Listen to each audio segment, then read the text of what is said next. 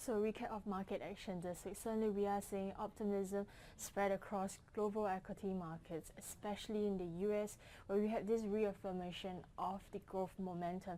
So the likes of the S&P, Dow Jones and Nasdaq were all printing record high, and specifically for the S&P 500 index, we did see the VIX, the Wall Street fear gauge, actually going to a record low. So that itself highlights the confidence that is actually being seen in the equity markets over there. And of course, some of this optimism certainly did slip through to the Asian markets as well, and coupled with the regulatory changes in China that had actually helped the likes of the Hang Seng Index going on this very strong uptrend. So on a week-to-date basis, as of Thursday's close, we do see the MSCI Asia Pacific, excluding Japan index, actually up about 1.3%. So showing pretty strong trend over there. But looking into next week, certainly I do think that this could really continue with the US earnings season up ahead. So really it's expected to kickstart with a bang, with the banks stocks actually released on Thursday's session. The likes of JP Morgan and also Citibank will be some of the first ones to report on their third quarter earnings, and given the revised down expectations, beating of this consensus could be something that certainly lead to further upsides for the US market. So to keep a close lookout over there, and of course for the full suite of earnings and also economic events, do head on to the IG website. We refer to the IG economic calendar. But having said that, I'm just going to highlight some of these items to really look out for those trading in the coming week. So we do know that as of currently, we do see the dollar index actually have been gaining quite strongly this week, and specifically picking on this positive growth momentum, and also Fed comments that came through on Thursday, including Fed's Harker and also Fed's Williams, two centuries actually leaning on towards the more hawkish and providing some upside impetus for the US dollar.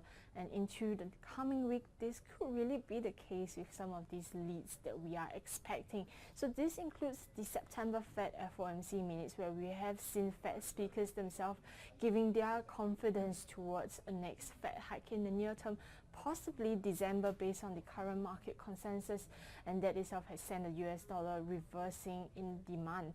And certainly when we do zoom into the minutes, that hawkish tone itself could channel through to the US dollar once again.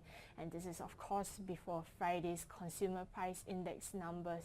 So we do know previously in September we have seen August numbers that has been pretty strong, and the upcoming release is expected to trend in the same manner, up about 0.6% month on month and 2.3% year on year from 0.4% and 1.9% respectively for the previous release.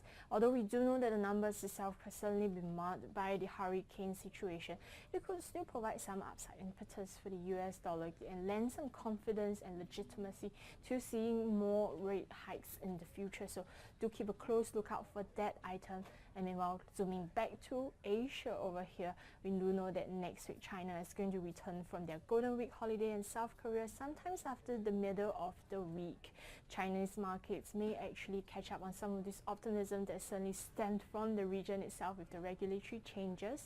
And in addition to that, of data that's going to be released from China, Friday's trade numbers will be another one to watch for the Asia Pacific markets.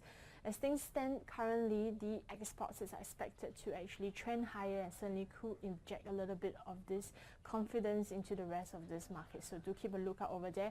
And for the local Singapore market, we are certainly expecting Q3 GDP numbers over here. And this could actually be released anytime in the week. So timing wise, do keep a lookout for that as well. But the market has certainly expected improving numbers for the Q3. So based on the September's MS survey of professional forecasters, the number is expected at about 3.1%.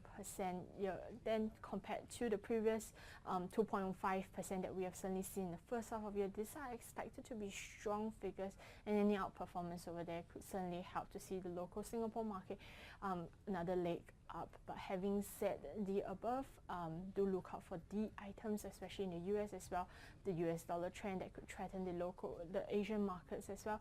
So with all that said, yeah, happy trading next week.